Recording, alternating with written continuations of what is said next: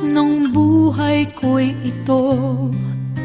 Maling hindi ko nagawa, bakit nga ba ako? Kamatayan ang katumba sa salang di ako. Katarungay, bakit ba ganito?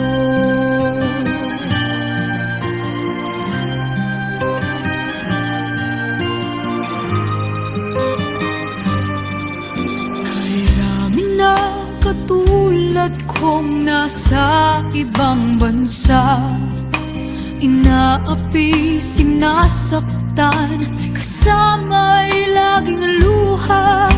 Marahil ay hindi kami ang tanging pinagpala na may lalang dito sa balat ng lupa.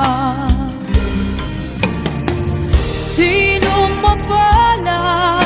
Sino ang kaawa-awa? Kami bang halos ang buhay ay inalay sa bansa? Bagong bayani na ang sandata ay luha. Bigyan naman ninyo kami kahit na konting awa.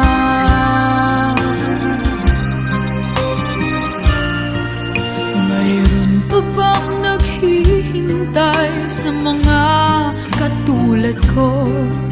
Mayroon pa bang pag-asa na lumikaya sa mundo?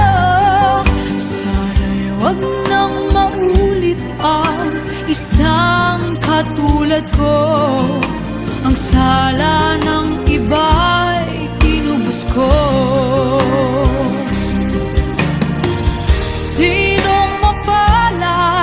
Sino ang kaawa-awa? Kami bang halos ang buhay ay inialay sa bansa?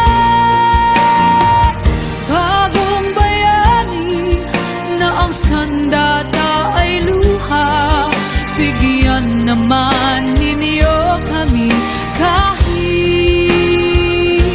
na konting awa.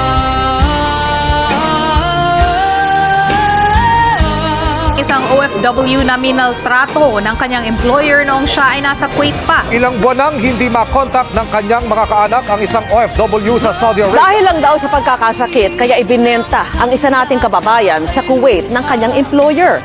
Ang sinapit naman niya sa bagong amo, panggagahasa. Nakatutok si Mark Salazar. Dumating na po sa bansa kagabi ang mahigit 200 overseas Filipino workers mula Kuwait.